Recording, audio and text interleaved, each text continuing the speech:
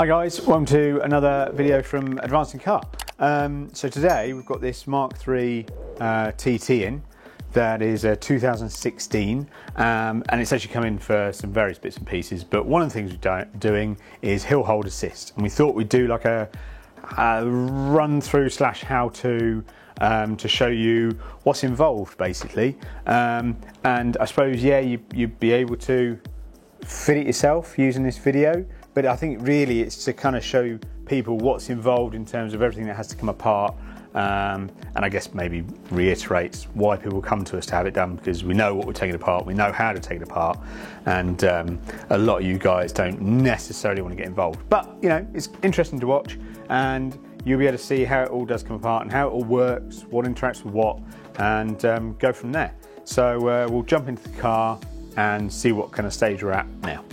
So right, those of you who know about kind of hill hold and you've looked at it before and things like that, you'll know that what we're doing is we're essentially just fitting the automatic handbrake switch button. So in other models that maybe like a similar platform like A3, 8Vs and things like that, they have a separate switch which comes to the left of the handbrake button. But with TTs, because of everything to do with the hood and all that sort of stuff, it all ends up being built into the new switch with the parking brake and then the hill hold. So obviously what we do need to do is get into this main central console area so that we can put the new switch in. It's fun and games this with these. I've managed to take many chunks of flesh out of my hands doing this, but today I have found a new way of doing it. So you can lever up this main metal section here. It's not all of this section, it's just this metal section. So I've already made a start, so you don't have to, you know, painfully watch me doing it. But the first step really actually is to remove your little button panel, which is along here. Because then once you've removed this button panel, you can remove the plastic surround that's behind it, and then you've got full access to then start tackling the center console. So you get your standard kind of Audi radio keys that we'd use to remove your drive and things from the glove box. We'll get to that in a minute. And they just pop in the underside of the switch panel. Once you click them in, you tweak them ever so slightly outwards, and then you can wiggle your panel out. You then unplug your plug, and these are the little slots that we're going into with the keys. So what happens is you're putting the key in, it's finding its guide, which is there, and then it's opening this lock here. So then to release them, you're then squeezing that and pulling it out. So that's your switch panel. We've then got this black large surround area here, and inside either side are two of these 8mm head hex bolts. So just get a little 8mm socket in there and you'll wind them both out. Then you get your trim tool, which you've probably bought from our Amazon site, and you just carefully tweak it in and start to kind of pop it all out. And then all of this wiggles out like so, and that's that main panel there. Put that somewhere nice and safe. Right then, now the fun bit. So these aren't held in with any screws or anything like that. It's all just clips, but they're mighty strong clips. So with this being a manual, what I did first was carefully went in with a trim tool around the edge of this chrome ring here and popped up the chrome ring. Just has these very simple little kind of lug clips that clip it in place. And then I went around and released the gear gaiter, which is just these clips here, and you just kind of go around and you just tweeze it out, and then it then pops up, lifts out of the way. Now whilst you're trying to work on this, you can move the gear stick sort of out of the way. It gives you a little bit more leverage in some places, but yeah, you do just have to kind of work around it. Now the way I used to do this until today actually is I used to get my hands in either side here and then really kind of almost kneel on the seat and just pull as hard as you could, nice and firmly, directly up. But as I said, these edges are actually really sharp, and last time I did it, I simultaneously took 2 big old chunks out my thumbs, which wasn't too fun.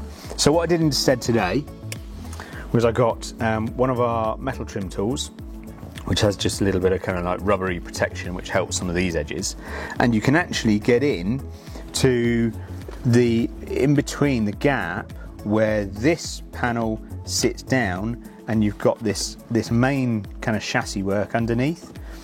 And what I found I could do is I could put it in like this, and then twisting it using this kind of bladed section as like a lever. So I twisted it, and I was able to then pop the middle clips in this area either side, so then I could at least get a trim tool in to hold it. And then using the same method, I kind of came down to the bottom corners here and gave it a tweak, and it gradually started to pop up, and then I was able to get trim tools in down the sides, pop the rest of it up.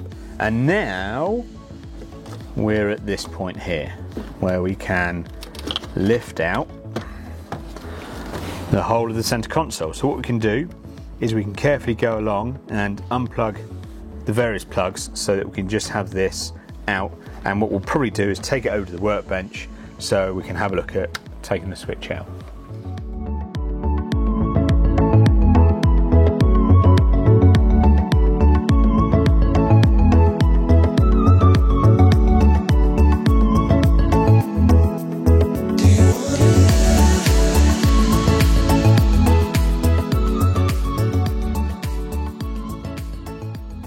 Okay, now we'll just take it over to the bench. Right, so that's the center console panel out. As you saw with some of the plugs, they're quite fiddly to get out, but having like a little flathead screwdriver or a little kind of hook tool or something to depress some of those little clips so you can then pull the plugs out makes it all a lot easier, but it is fiddly nonetheless. So in terms of what you were working with, getting the center console out, it's these big clips here, which are basically similar to these. But because you're fighting against 1, 2, 3, 4, 5, 6, 8 of them all in one go, that's what makes it really hard to get that initial releasing of the clips and pulling the thing up. So now what we need to do is we need to gain access to this area here. Now this does separate from this, and what we need to do is release these 4 clips here. Now the easiest way to do this really is, again, actually similar method with the metal trim tool, is you slide it into a couple of these gaps and then you're twisting it to use the blade section to create that leverage to pop it out. So we'll give that a go now. So I'm going to go in here, and then we're releasing this clip at the moment. So I'm going to give it a twist, and that's that one done. Now we'll go to the other side and do this other front one. We can go in this side just here, give it another twist, and that's those two now. We can see those two are now released. So we've just got these 2 back ones to do. We can go into the side here. I'm going to try and stay kind of central with where the clip is, so that force is centralised around it. There goes that one. And then we're going to do this final one. There we go. Put that aside. And this is what we're getting into. So now we can see exactly where the back of our new switch is, which is all of this here.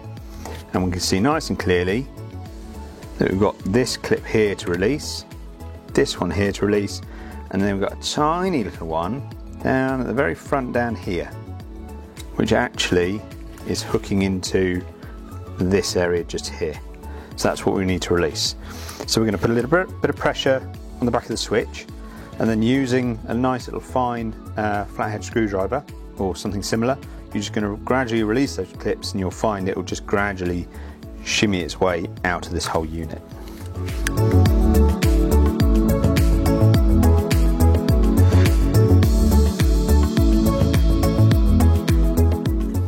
There we go, that's all 3 released. Now we can just push this out and then just caught somewhere. I think it's that front one.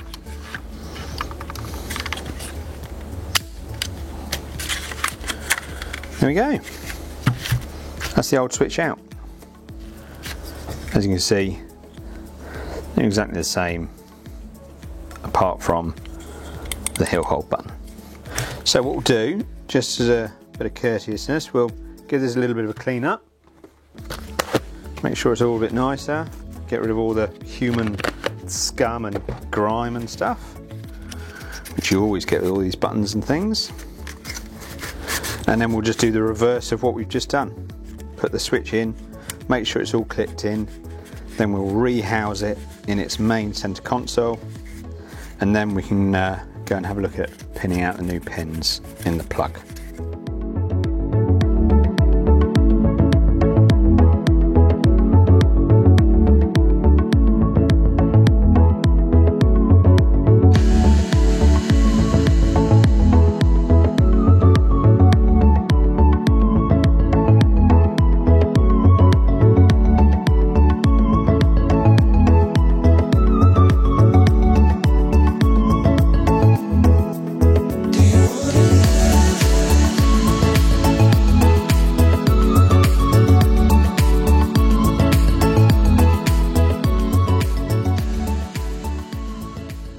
Okay, so that's all back in. Took me a couple of goes to get it back in because running around the very edge of this whole unit is like a little rubber section, and on this top corner it didn't quite want to seat in, so every time I was pushing it in it was just rolling itself out. Now at one point I took the unit back out, just trying to prise it all back into place again with my little flathead screwdriver, and it seemed to work, but then as soon as I was putting it back in again, rolled out again. So that's when I just, as you saw, was pushing the corner in and then just used the trim tool to just tease that rubber in, and now it's sat lovely. It wasn't that noticeable, but I knew it wasn't right and I didn't like it. So now let's go and have a look at the plug, have a look at the wiring, and see what we need to do. So obviously there's a lot of plugs and stuff underneath the center console. When you're taking it off, what you can do sometimes is take pictures of the plugs as you're taking them out. Just you've got a rough idea of remembering where they go and things. So with these back ones here, we've got a, what's that? A 20-way plug. We've got a 16 and a little 4-way. Now we know we're not working the 4-way, and then we've got the 20 and the 16.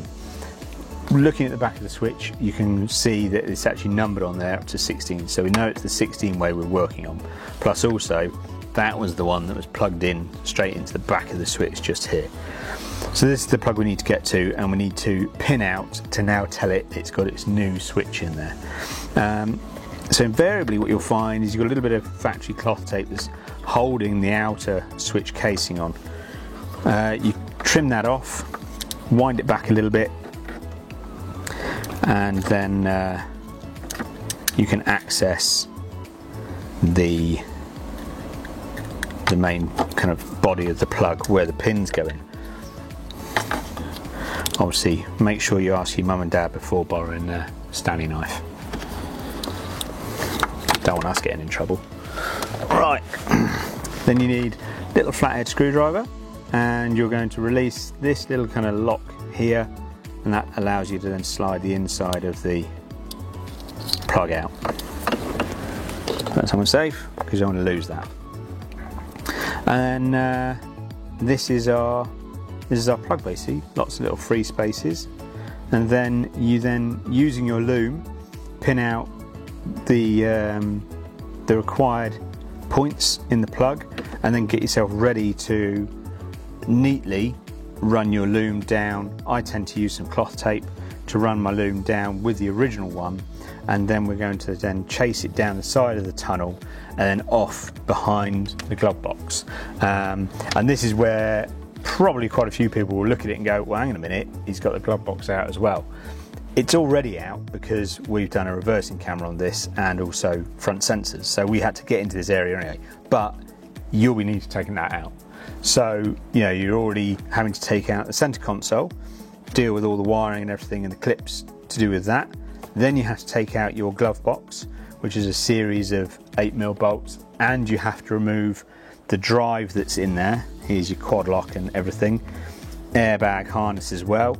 So you're already starting to deal with a lot of stuff that you're having to take apart and remember what plugs in where, and be careful with, obviously, so that we can then get to the fuse board if we need to. And also we can then, which we do need to do, is run our 2 pins which go to pins 23 and 32 of the ABS control module, which is in the engine bay. So there's a lot to deal with, which is why I think, as at the start of the video I said that, you know, the majority of people will just bring the car to us because we know what we're doing. We've done so many of them, but yeah, this is what's involved. This is why it's actually quite an involved job. So we're going to get our loom, and we're going to, now he'll hold across most platforms, pretty similar, to be honest with you. So for instance, like Mark III TT and an A3 8V, essentially a Mark III A3, is the same platform. The minor difference you'll have is just some of the pin-outs in terms of what goes where. So with the A3, you always have to go to the fuse board to pick up some sort of power, but with the TTs, you don't always. It depends what's pinned out in here. So we are going to pin out the various things we need to pin out. So this one is going to pin 9. Always make sure whenever you're pinning out, you get that real nice little click. And then we've got pin 11 as well, which is the other side of this one.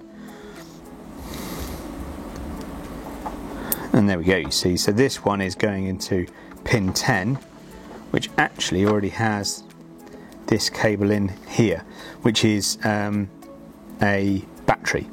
So because this one is already pinned out, it means that our fly lead that will be going into the back of the fuse board to pick up a battery isn't required. So this means this can be taped back and sorted out. This can also be taped out and sorted out. And now what I can do is I can, like I said, run my loom down with this factory loom, so it then runs down the tunnel and off into the footwell, at which point we can probably just put the center console section back in, and then we can move down to the footwell where we're then going to run the cables across, find our grommet in the engine bay, and then get across into the ABS module.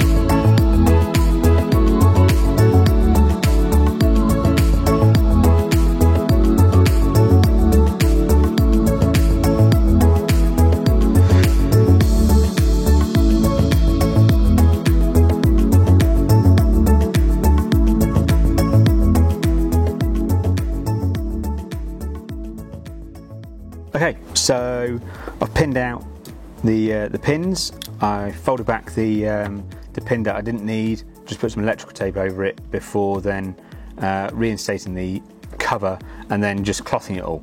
And well, you know, we've been through enough how-tos now, haven't we, kids, that you know, as I do, we need to cloth it, make it look nice and neat. Even Matt was saying that you're going to make them all look the same, because he knows as well. You just do extra couple of minutes and it now looks nice and neat. Nothing's hanging around. You could run it loose if you want to. That's just nasty. We don't do that. So right, that's all run in. So we can now concentrate on getting the center console back in, because now we've got our loom sat down in the footwell. Now one thing I always do when I'm running looms and things, if they've got pins already on the end, I'll just put some tape around to hold the pins on, because A, it means that it doesn't get snagged anywhere and make it harder to run through because you've got a nice kind of pointed bit of cable, but also what it does is it protects those crimps. Because these crimps especially are the two that need to go into the ABS module. Now if we damage those, well then we might not be able to complete the job, then we'll be a bit stuck. What I also did for the moment, even though it's going to get on this install, going to get tied back, this one also has a crimp on the end, and just to make my life easier running it through and out of the tunnel, I just taped it to the loom as well, just to make it easier. Now in terms of where I ran the cable, basically what I did was looking from this side, because it's the same on this side, you got all this kind of plastic housing here. It is very stiff, but you can flex it out and you can then gain access to where the cable can drop out. Now a lot of you might turn around and say, oh well, you know, why aren't you taking the entirety of the centre console out just so we can follow the loom all the way along? Basically that would take hours, and because we'd have to start all the way back here somewhere and gradually work our way out. Whereas, because this is such a thin, very light clothed cable, it means what we can do is we can run it along underneath the edge of the tunnel, and then you can get your hands up behind it enough that you know it can be sat in a perfectly acceptable position. It's not going to be getting caught on anything, there's no moving parts around there, and it's not going to end up hanging down, nothing's going to get damaged, but there's no harm to it, and it just means that rather than the job suddenly then going, oh well, it's now going to be like a 5-6 hour job just to get all of this out, maybe not 5-6 hours, but you know, it's a massive amount of work just to run 2 cables. Obviously if it was a much bigger loom that we were then running, yeah, we'd have to, and then it would be a very, very different job indeed, but we don't need to. All we will do when you come around to this side in a minute is we'll remove the little T20 screw that's down in the bottom corner behind the cap, so we've got a bit more movement on the side wing so that we can make sure that the cable is sat where we want it to be. It's not going to rattle, it's not going to get in the way of anything, nothing's going to get snagged, it's just going to sit there and do its job. So now let's put the centre console back in and we can kind of sign off this area, move down to the footwell, and I'll talk you through that area, and then we'll be heading off into the engine bay. Okay, so centre console is going to go back in, and it's basically just a reverse of what we did. Make sure when you plug in all your little plugs in and stuff, you get that really nice satisfying click, and then you know they're fully located, and you're not going to, you know, get it all clicked down, turn your car on, and then something flash on the dash going, I'm not happy, because that would just suck basically. So yeah, so let's just go through being careful not to damage any of this plastic here by rolling the trim around and things like that. Also making sure we don't damage this, because that's also not a fun thing to do. Right.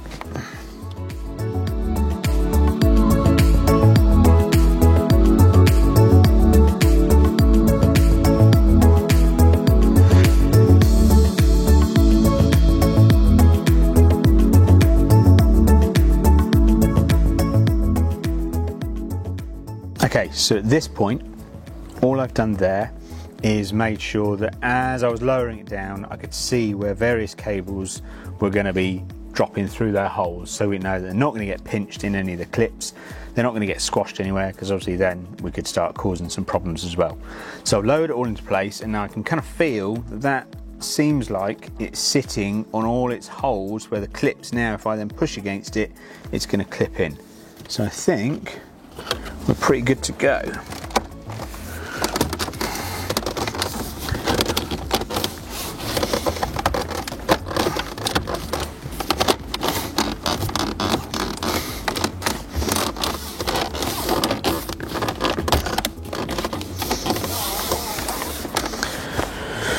Yeah, that's it. Right, so boot can go down, or the gaiter.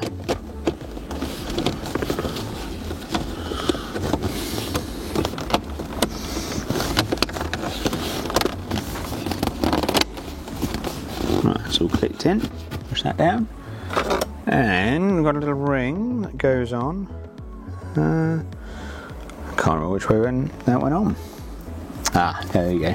So there's a guide pin just here, and there's a nice little guide hole at the top there.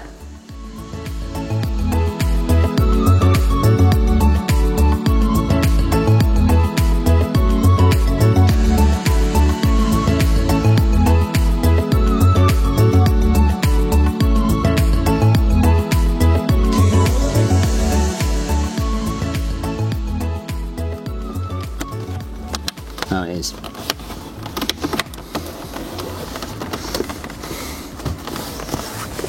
Okay, I can't remember how they all go in, but the guide pin went at the back, not at the front. I got it wrong.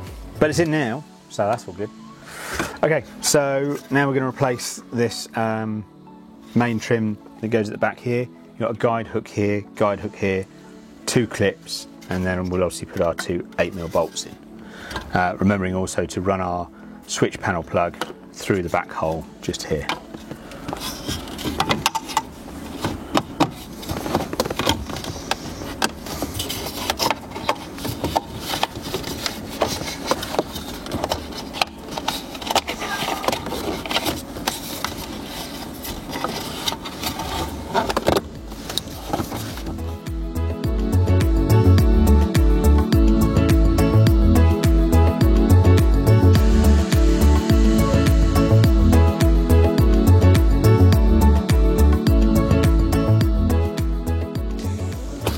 There we go, centre console, switch panel all back in, it's all gone in nicely. Now you can come around to the footwell and we'll carry on with the rest of the cable routing, and I'll talk you through, even though we don't have to go into it, the fuse location, and then we'll find the grommet that we need to head off into the engine bay. Right, so now we're going to remove the little cap that's covering the T20 screw that's at the end of the tunnel just here. All that does is it means I've got a little bit more movement on this panel here, so I can run the cable nice and neatly, and I'll be able to then get up the cable behind the carpet to join onto the loom that's behind there, and then we'll be able to head over to this corner where we'll then be finding our route up and through the grommet into the engine bay. Also thinking about while I'm here, this is your fuse board. So you might have been into it before, you might have had your glove box open, and there's a panel at the back which allows you access to your fuse panel and things like this. But obviously I've got the whole glove box out because we've been running reversing camera, which comes to the main drive, and also had to run the cables for front parking sensors. So it's just easier having it all out, because again I can actually get to the grommet that we're going to be going through with the hill hold.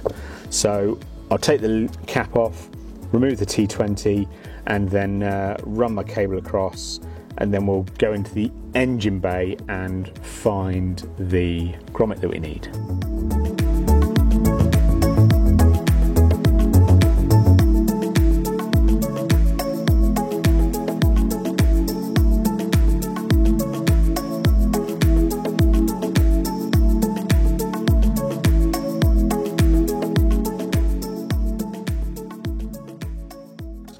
Right, so that's the loom for the moment, is just now on this side panel. I've got it now coming out the top, so it's away from anything, and it's away from the screw. It's not going to get caught or crushed or anything like that. So now what I'm going to do is I'm going to pull down the carpet a bit, move some of the tools and the screws and the bolts and things. And if Matt brings the camera down, you might just be able to see this loom that's running along the back here that I'm hopefully trying to light up. What I'm going to do is I'm going to bring my loom along and onto here, and I'll chuck a couple of cable ties on early on, and then what we'll do is we'll run our 2 cables through our grommet, which is up in this area here. You might not be able to see it because it's behind all this wadding and things, but you'll be able to see it from the other side. And then once we've got the correct amount of cable we need in the engine bay, we can pull back our slack this side, and then we can kind of we can kind of bundle it up in a nice neat fashion, obviously, cloth tape it, and then we can cable tie it to this loom so it's nice and neat and fixed in place. But then once the carpet goes up, it just looks like it's, you know, kind of factory. And you can also fully tape it into the loom if you wanted to, so it really did look factory. Depends on what stage you want to go to. So let's, for the moment, I'm going to run this across over to the corner, a couple of cable ties just over in this back corner over here, and then we'll be having a look in the engine bay for the grommet that we need.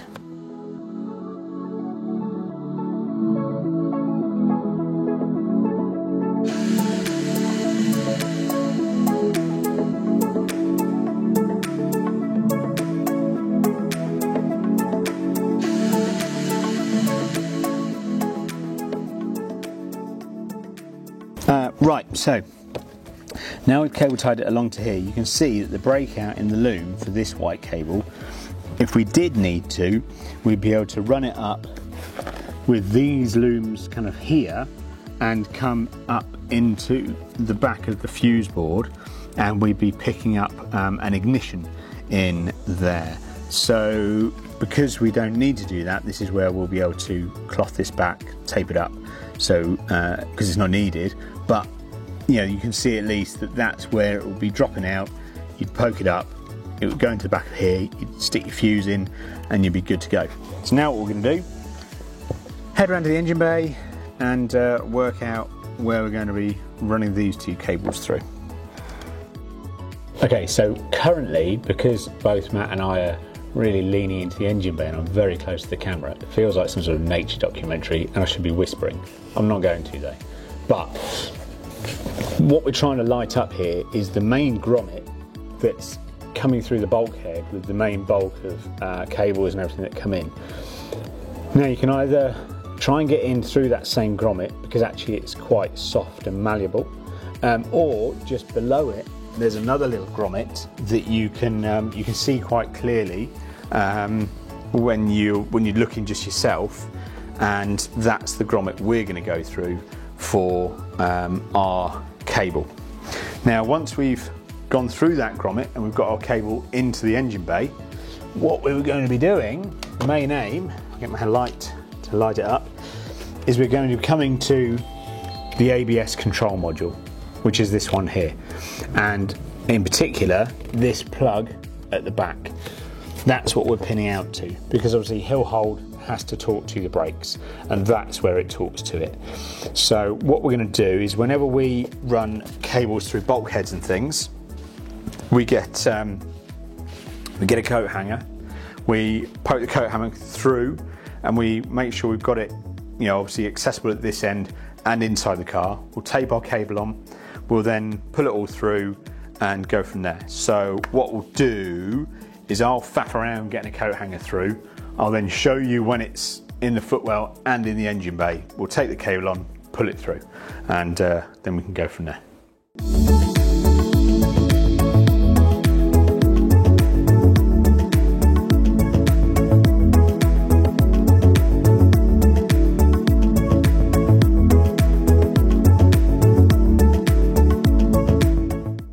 Right, and so that was fun and games as always. I had to get my little helper, Owen, to help me there. It's definitely a bit of a two-man job, because otherwise what happens is your coat hanger gets caught behind all this kind of foam wadding and stuff, and so you know you can't be in two places at once. It's just easy to have one person guiding the coat hanger through either way, and then the other person grabbing it from the other place. So now what I've done is I've taped on our cable, and I've routed it around the looms that I know it needs to get around, so we can have a nice smooth run up through the grommet and out into the engine bay. So we'll go around to the front, we'll pull it through, we'll make sure we've got enough, and then I'll show you how we unplug all the ABS module, find the pins, pin it out, and then it's just a case of kind of tidying up all your work at this end really, and putting everything back together. Okay, so let's just pull this. That's our cable coming through.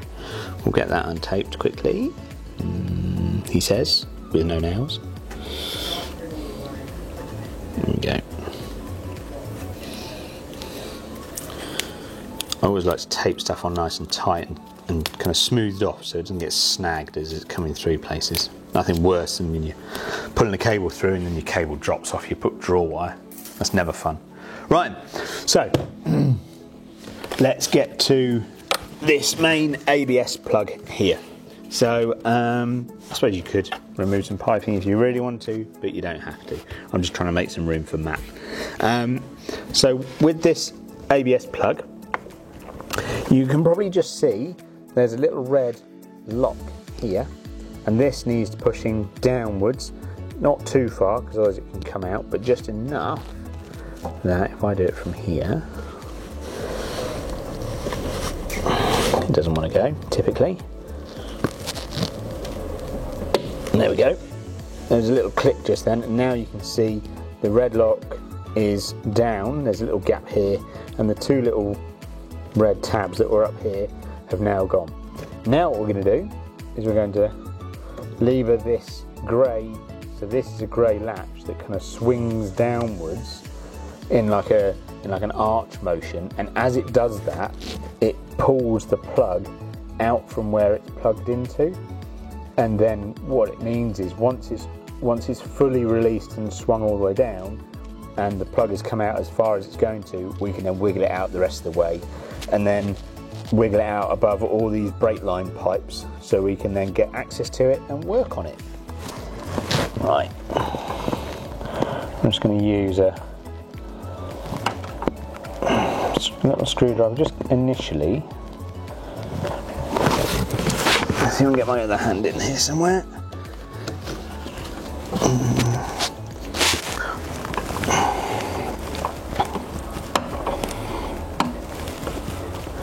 There we go. So you can see this grey, if I can do it.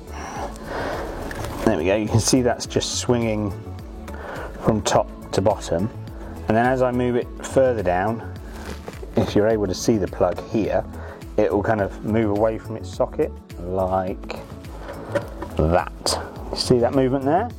Which means it's now released, and we can wiggle it out the rest of the way.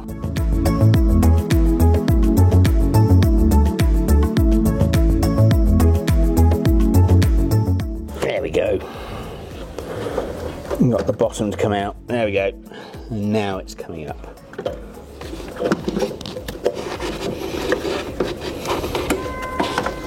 There we go, and this is our ABS plug, which we now need to get into. So that is a case of snipping this cable tie. I'll do it as we talk about it, shall we? Right, so we're going to snip that cable tie.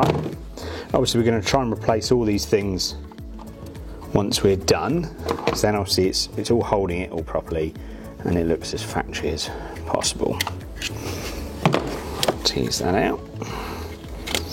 Right, cable tie. Now we need to remove this whole cover so we can get to the pins inside, so we can find our pin locations for our cables to be pinned into. Let's put that, no, it doesn't want to. Right, releasing this, there's a little lock tab just here which we need to depress and then push up gently, because we don't want to destroy the plug, obviously. And then that unhooks like that.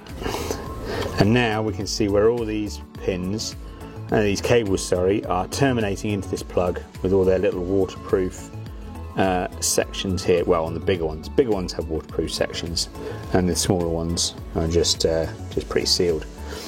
Then what we need to do, and this is the point where you just need to be very, very careful, methodical about how you count your pin locations so you get the correct ones, because as I said, we need locations 32 and 23. So what I'm now going to do is I'm going to just cut back some of this cloth tape along here, and then that means I can open up this loom slightly, get a bit more free access to it, Might try and clean out some of this fluff a bit so I can get more access to some of the very tiny little pin numbers. And then I will release the purple pin lock, which allows me to then remove the little blanks that will be in the places that I need to terminate, and then I'll be able to populate with my pins, return the lock so that all the pins are locked in place, and then put the whole plug back together and re-plug in the ABS module. So it's probably at a point like this where, as I said at the start of the video, a lot of you are just going to go, I don't want to do that. Why do I want to do that on a Saturday on my driveway? This is why we did it. This is why you come to us and we can get on with this sort of stuff. But nonetheless, I'll carry on with it. You can see how it's all done. I'll make it all look nice and neat once it's all kind of pinned in and put back together. And then we'll show you the last little bit of tidy and pull the car. And then we'll go through, put it all back together and get it all to work. So there's marker numbers at the ends of the banks. So at the end here, this, if I remember correctly, I think it's 27, I think it is. Right, so we've got, this is 31, so this is 32. So this is one of the ones I need. And the other one, I'm going to make an educated guess, is this one here. But what I can do is I can count it back. So this is 30, so this 31, 30, 29,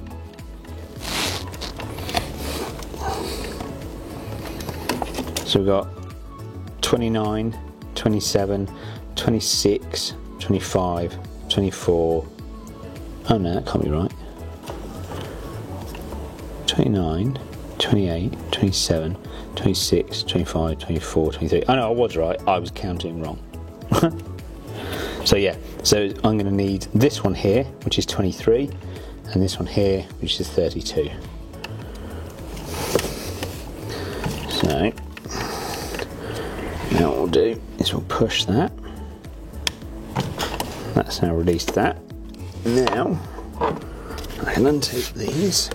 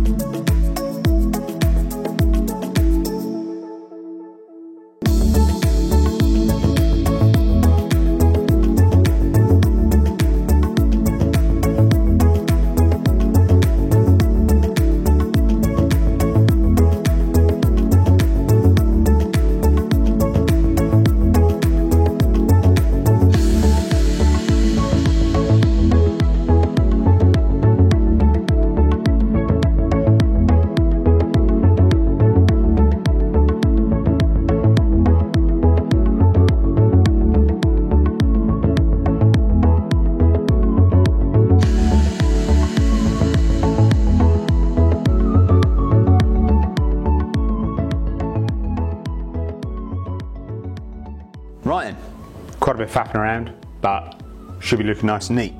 And hopefully looking, you know, apart from it being shiny new tape, looks kind of exactly as it did when I removed it a minute ago. So now I'm going to wiggle this back over the ABS pipes, make sure it seats properly into its socket, so that then as I swing this lever arch up, the plug will pull itself into its socket and fully locate. Then I can push up the red lock again, so it's locked in place.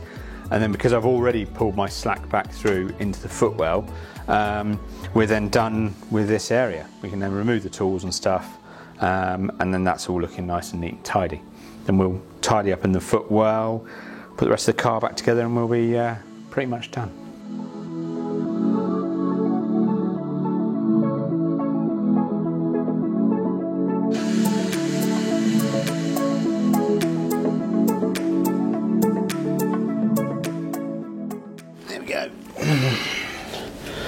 So there we go, it's all plugged back in. Lever arch went all the way up nicely. I got a nice little click when that was fully located, and then I was able to replace the lock. Now we can take everything away, sort out the footwell, and yeah, there we go. Okay, so we're just going to sort out all this abundance of length now. Obviously we can, as I said before, we're clothing up this white one anyway, folding it back, clothing it up. So to be fair, because I've already taped it into the loom, actually I can leave it how it is and use that in my kind of getting rid of the slack section anyway. So what I think I will do is, my loom's coming down, it joins onto the back loom quite nicely actually, so I can just create a section which I'll then just fine. I'll turn my light on for you. So that's going to come along like that, so I'm just going to create a nice section like this.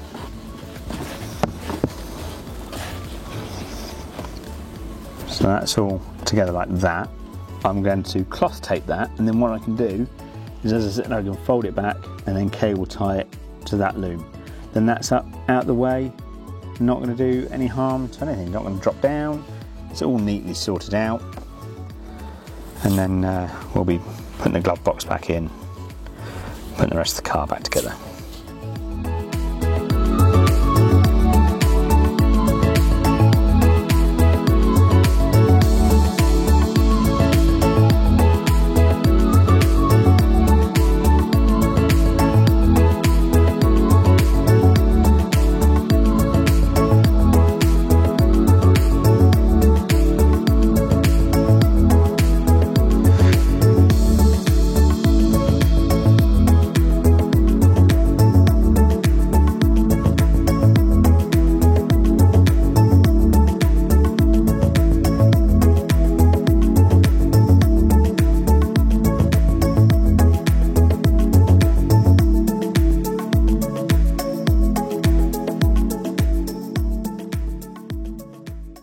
Right then, so carpet's all back in.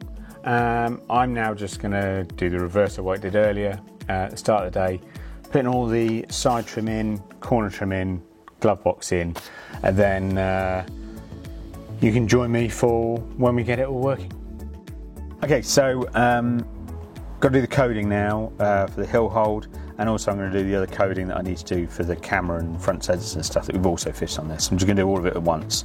The only reason I'm not going to go through the coding for the hill hold as it is because, like I said at the start of the video, it's not like a how-to in terms of this is every step-by-step of how to do it. It's just showing you what's involved, and then so you've got an idea, and I guess, like I said, the majority of you are going to turn around and go, yeah, you can just do that for us, you know.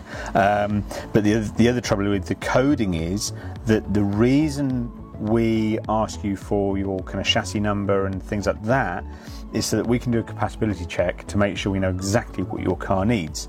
You know, you could have 3 TTs in a row, they've all got slightly different specs and things, and therefore they need different things, and therefore different coding. So if I just went through and said, oh, do this coding, this coding, this coding, you might try it and then something go wrong, and then, you know, whose fault is that? Ours for putting it out there. So we'd rather not get into that sticky situation. So what we'll do is I'm going to crack on, get the coding done that it needs to do, and then we'll just show it all working, and then yeah, basically that'll be kind of the end of the video, and you will have seen what's involved in terms of hill hold assist in a Mark III TT. But as you can see, you know, everything's all back in together. Glove box is all back in, all the trims are all back in, and it's looking like a normal car again. So yeah, I'll crack on with this, and then we'll show you it all working. Right then, so all hill hold is in and working. I've already given it a little test just to make sure, obviously, because I need to test the other bits and pieces as well. But now we'll just give you a little demo, show you it all working. So you'll be familiar, obviously, with the little, it's just gone off, obviously, but if I turn the ignition on, you get your parking brake light, which is red just here, and obviously if you've watched hill hold assist videos before, you'll see that that goes green. So I can only get hill hold to work when the engine is running, so we'll have to start it up. It's got a bit of a cheeky exhaust on here, so I might have to speak up a little bit, but it's all good. So you can see down here that the hill hold assist button is now illuminated, and if I, well, for starters, it'll only work if your seatbelt is on. So if I release my seatbelt, you now can't use hill hold. So that's a safety feature. Same with if you open the door as well. And with these, if you open the door, it automatically puts the handbrake on for you. So let's give it a little nudge forwards. And the handbrake light is now gone off. Red one has now gone off. Sorry, Matt. There you go. So that's now gone off. So what we'll do is we'll nudge it forwards a little bit, and I'll get it to stop on the ramp, and then you'll see that the green parking light will come on, and that'll be hill hold. So we'll get a little nudge forwards. There we go. And that's now hill hold green, so I can take it out of gear. So we're sat actually on a bit of a slope now. We've only got the parking sensors on because we've got a number plate on the front. So if I take my foot off the brake, it catches itself, and there you go. My feet are away from the pedals as if we're on a hill, and we've now got hill hold is activated. But down here you can see that normal parking brake is not on, but hill hold is on. And that's it really. It's all in, working, doing its job. So if I just turn the engine off, there we go. Normal handbrake has gone on.